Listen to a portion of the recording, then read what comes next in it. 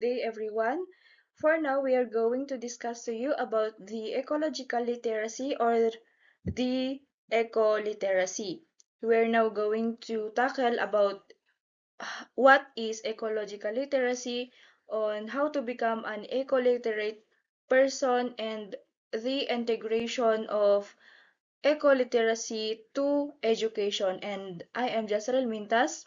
My companions are Rosalyn Jimenez, Clyda Lasaten, and Mary Jane Campoy.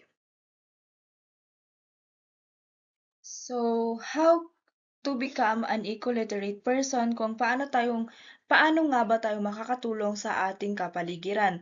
According to WAL 2017, an ecologically literate person translate this understanding into actions that demonstrate conscious efforts to minimize negative impacts on our life.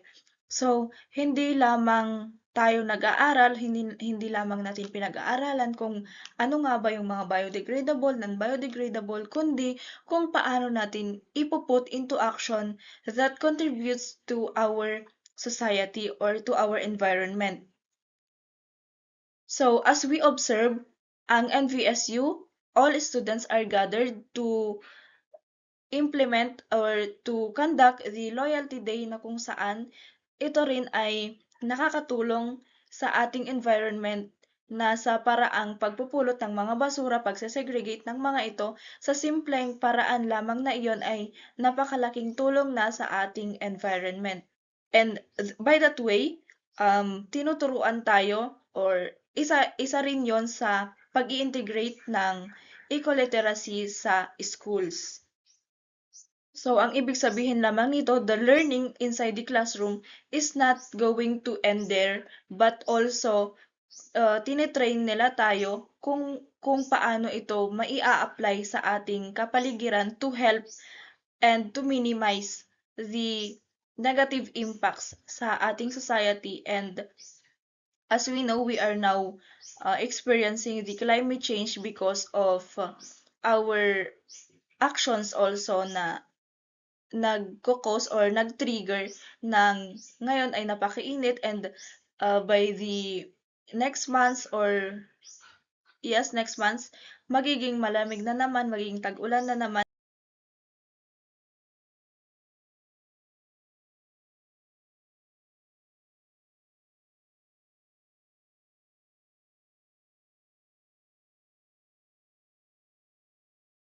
Develop eco-literacy in schools. So I remember when we are still in high school, because we are under the TBL major under agri-crop production, we are practiced to use organic fertilizers, into organic fertilizers, and we are going to produce it as organically without using any chemicals. And I think that is one way to contribute to lessen the negative impacts in our environment, and not only our environment but also us who are consuming the food that we are going to eat. So in here, researchers develop the eco-literacy in schools, and the first is develop empathy for all forms of life. So sinasabi dito na i-consider natin lahat ng mga organisms, lahat ng mga nasa paligid natin na na na kino-consume natin, ay dapat din i-consider natin ang kahalagahan ng bawat isa. And second is to embrace sustainability as a community practice. So mahalaga rin na isaalang-alang natin na ang mga plants and animals are interconnected with each other and interdependent. So as students, we are inspired to practice it inside our community, and we all know that we have our pulot basura in all our community, and I think that is one way to practice eco-literacy in not just only in schools but also in community. So next, make the invisible visible. If we strive to develop ways of living that are more affirming, we must find ways to make visible the things that seem invisible by using web-based tools such as Google Earth, Google Guide, and Fooducate apps. Next, anticipate unintended consequences. Dito naman, hinahayaan ang mga guro na magkaroon ng precautionary principles that when an activity threatens to have a damaging impact on the environment or human health, precautionary actions should be taken. And lastly, understand how nature sustains life. So dito naman ini-encourage yung mga students na maging aware and maging sensitive sa ating kapaligiran dahil nga nature sustains life and it is also important to take care also the nature.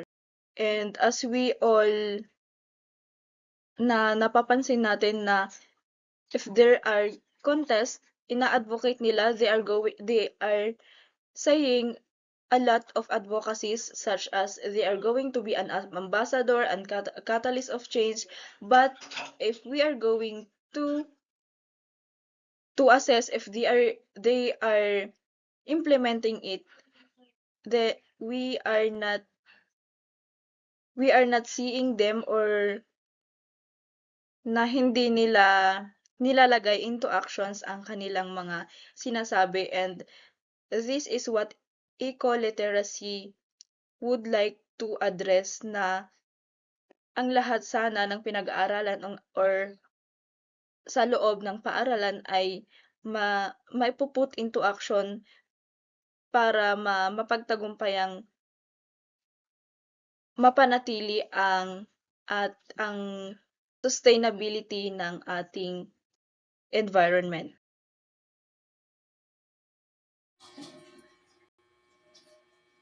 Okay, dumako naman tayo dito sa 7, environmental practice nature na hinango mula sa Barry Commoner binanggit sa Butler 2012. Una, nature knows best. Kailangan maunawaan ng mga tao ang kalikasan at kailangan sumunod sa mga tuntuning ipinapataw nito. Pangalawa, all forms of life are important. Ang bawat organismo ay gumaganap ng isang pangunahing papel sa kalikasan. Sa makatuwid, ang lahat ng nabubuhay na bagay ay dapat ituring bilang napakahalagang instrumento sa pagpapanatili ng balanse sa ecosystem. Pangatlo, everything is connected to everything else. Sa isang ecosystem, ang lahat ng mga bahagi ay nakikipag-ugnayan sa isa't isa upang matiyak na ang sistema ay nagpapanatiling kung saan ang anumang paghihimasok sa labas ay maaring magresulta ng isang kawalan ng timbang at pagkasira ng sistema. Pang-apat, everything changes. Dapat pag-isipang muli ng mga tao ang kanilang kaugnayan sa kapaligiran sa pamamagitan ng mga nauugnay na teknolohiya para sa mga positibong pagbabago. At ang panglima, everything must go somewhere. Dapat ang mga basura ay bumalik sa sariling likod ng bahay sa iba pang mga anyo. Mahalagang magkaroon ng kamalayan sa iba't ibang uri ng basura. Uriin at paghiwalayin ang mga nakakalason at potensyal na mapanganib. At ang pang-anim ay our life is finite earth. Ang kamalayan sa limitadong mga mapagkukunan ng lupa ay umahantong sa isang mulat na pagsisikap na baguhin ang saloobin at inisyatiba ng isang tao na i-recycle ang mga ito. At ang panghuli ay nature is beautiful and we are stewards of God's creation. At, at tumako naman tayo dito sa Green School. Uh, Green School that creates a healthy environment conducive to learning, while saving energy, environmental resources, and money. At meron ditong there are three. It reduces environmental impacts and costs, improves occupants' health and performance, increases environmental and sustainable literacy. Ah, ang isang green school, ang pangunahing layunin ay ang pagiging sustainable o pangmatagalan. Ito ay naglalayong bawasan ang negatibong epekto sa kapaligiran at nagbibigay ng benepisyo sa mga mag-aaral at kawani ng paaralan. And next, a green school adheres to the following precepts. It's learning about the environment and learning through environment, learning for environment. So ayan, magandang hapon sa ating lahat. So ngayon, aking tatalakayin naman ang understanding green curriculum. So sabi dito, environment is encompassing multidisciplinary and dynamic. So environment is all-inclusive and comprehensive. Multidisciplinary, it is the integration of knowledge and perspective from multiple academic and professional disciplines. So the environment is constantly changing and evolving over time. So ang kapaligiran natin ay talagang nagbabago at hindi ito na natitili sa kung ano siya o ano siya noon, ano siya ngayon, ay pabago-bago ang ating environment. So ang kapaligiran ay hindi lamang isang aspeto o larangan, kundi isang complex at magkakaugnay na sistema. So sa number 2, it views us all that is around and aims to give a better understanding of the way the world functions, its operation. So the environment consider as a whole system, encompassing all living and non-living things, components by embracing the principle of the green curriculum. Individuals can develop a environmental responsibility and contribute to creating a more sustainable and good future for all living things. So tayo minsan sa green curriculum ay nagiging responsible tayo sa ating mga kapaligiran at mas napapanatili natin ang kagandahan or kaayusan ng kapaligiran for the future. So, number 3, it holistically addresses sustainability concerns. So, the green curriculum, it equips us as a student with the knowledge, skills, and attitudes necessary to understand and address environment issues and many more. So, sa green curriculum, ito ay ini-equip tayo or tinuturuan tayo mga estudyante para maging knowledgeable or maging skills o magkaroon ng skills on how to yun para mamatantili ang kaayusan or maging maganda yung kapaligiran at so kumbaga tayo ay magiging address o kaya natin i-address ang mga environment issues and many more. So number 4, requires teaching learning approach. So here are one example approach is the collaborative learning where students work together in groups to explore environmental topics or issues, share ideas, and collaborate on projects. The green curriculum equips us also to have knowledge, skills, and attitudes needed to become environmental responsibilities. So sabi ko nga kanina, so ito yung approach na isa na sample na kailangan natin para magkaroon ng magandang ugnayan or is yung collaborative learning. Kumbaga, lahat ng mga estudyante ay nag-work together para i-address yung mga issues or ideas. So, magiging knowledgeable tayo sa lahat ng bagay or to become an environmental responsible students. So, sa number 5, mutual concerns of teachers and students. So, by fostering mutual concerns between teachers and students, the Green Curriculum creates a supportive and collaborative learning environment. So, kapag may ugnayan ang mga teachers and student, kumbaga napapadali yung pag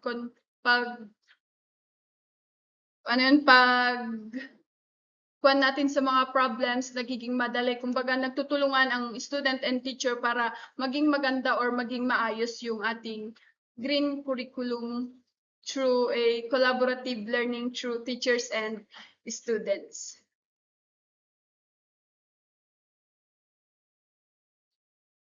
Ngayon, dadako naman tayo sa characteristics of a green school.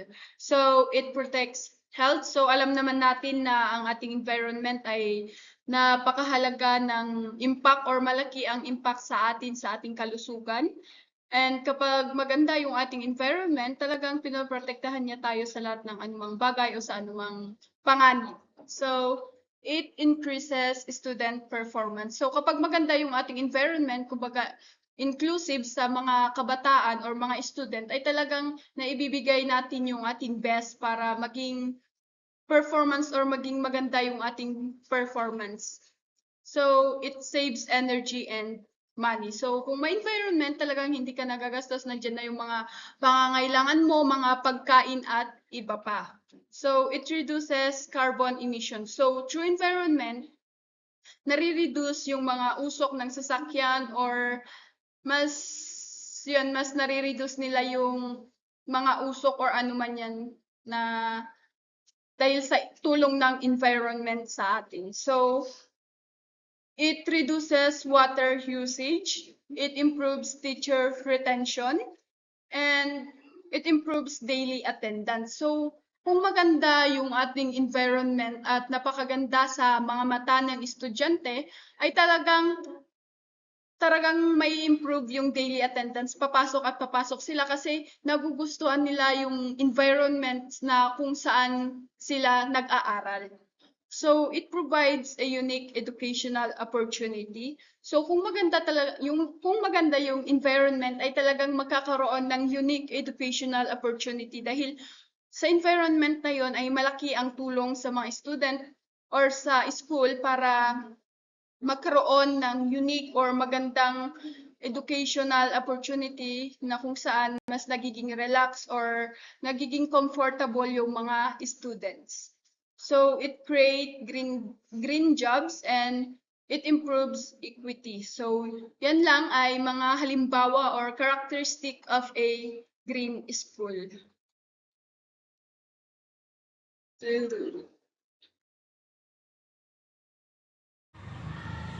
So, ayan. So, dadako naman tayo dito sa ecological living practices.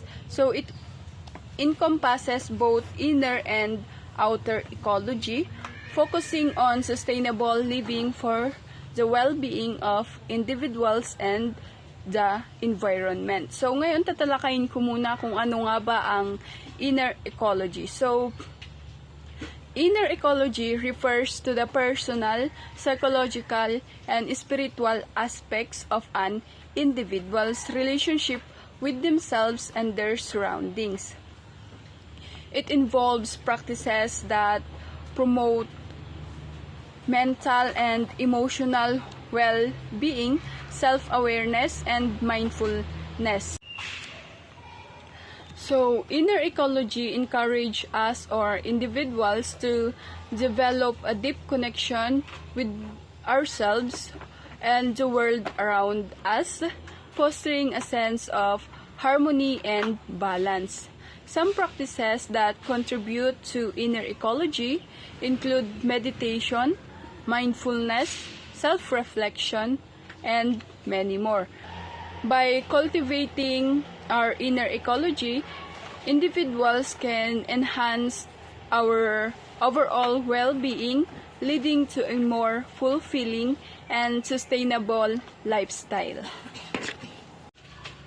Ngayon, dadako naman tayo sa outer ecology. So, ano nga ba ang outer ecology? So, Outer ecology focuses on the external environment and the impact of human activities on our environment or in nature. It involves activities that promote sustainability, conservation, and the protection of the environment.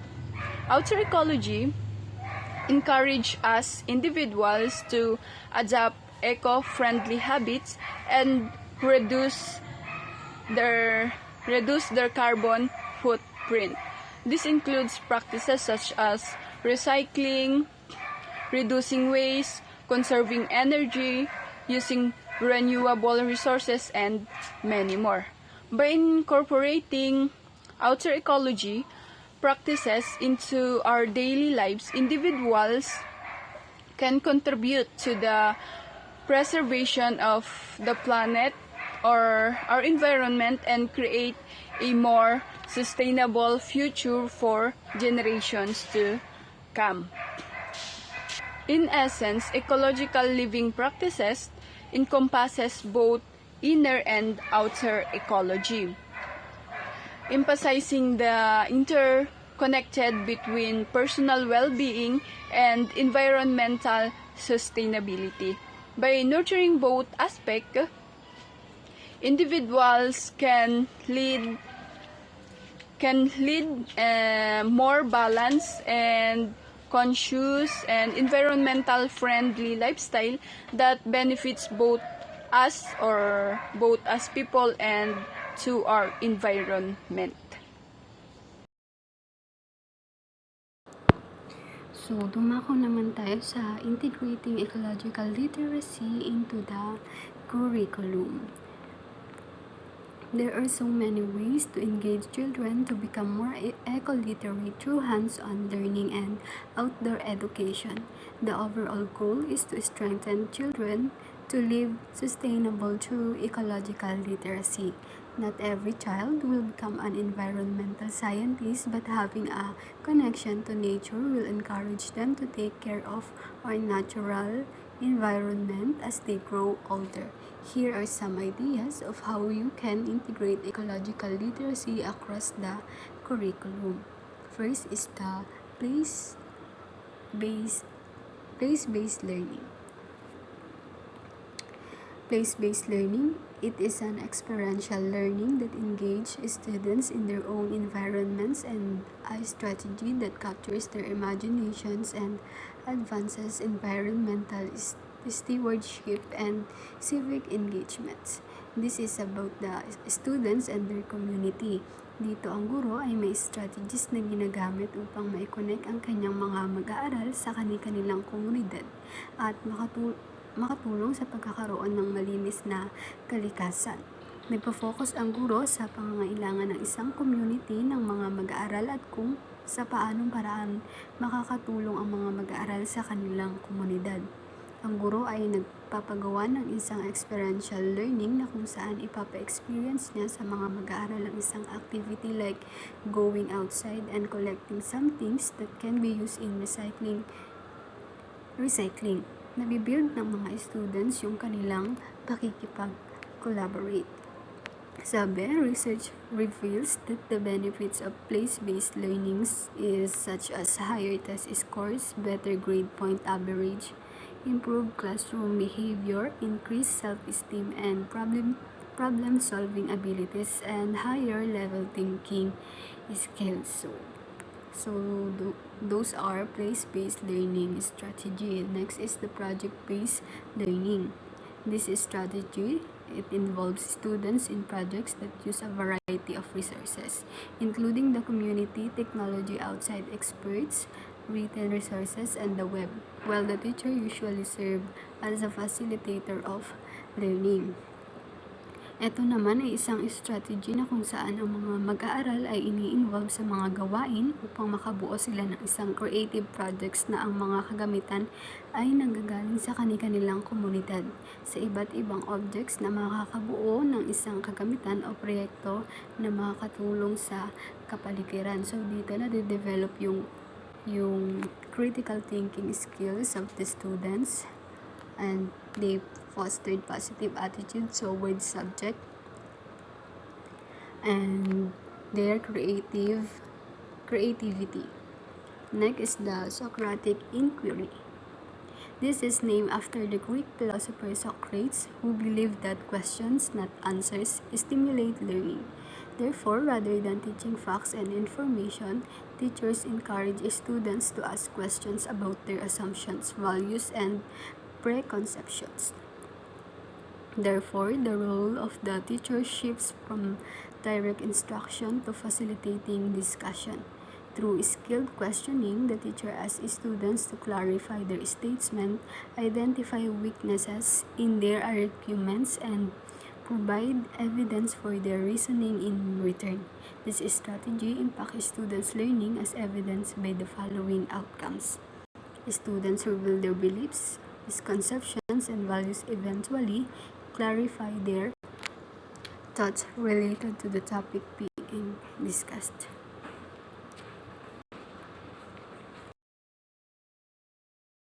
Next is the experiential learning. Experiential learning promotes students' involvement in the real world and defines the teacher's role as a facilitator of learning. Dito naman sa experiential learning, hinahayaan ng mga mag-aaral na tumuklas at makilahok sa mga gawain upang mapag-unlad pa ang pagkatuto. Dahil dito sa learning na ito, naniniwala na ang mga mag-aaral ay natututo kung sila mismo ang humahanap ng mga kasagutan sa kanilang mga aktibidad, at ito ay nararanasan nila kasama ang iba nilang mga kaklase. Sa learning na ito, ang guro ay gumagabay sa kanyang mga mag-aaral sa kanilang mga ginagawa. Mayroong ipapagawa ang guro at hahayaan ang mga mag-aaral na tumuklas sa mga kasagutan sa isang aktibidad na ibinigay sa kanila. This experiential learning is vital to schooling for sustainability. And this is a process that starts with unstructured exploration followed by concept formation and applications. And the last is the interdisciplinary learning. It emphasizes connection between traditionally discrete disciplines such as math, science, history, and language arts, rather than limiting learning to one content at a time. This learning naman ay pagkokonekta ng iba't ibang discipline na relate sa isang tips, problems, or issues. Sa pamamagitan ng pagkokonekta ng mga disciplines, mas malawak ang kaalaman at nagiging critical thinker ang mga mag-aaral and the students can work from different entry points as they work with a range of sources or information and perspective. In the learning students, they develop collaboration, critical thinking skills, and information skills,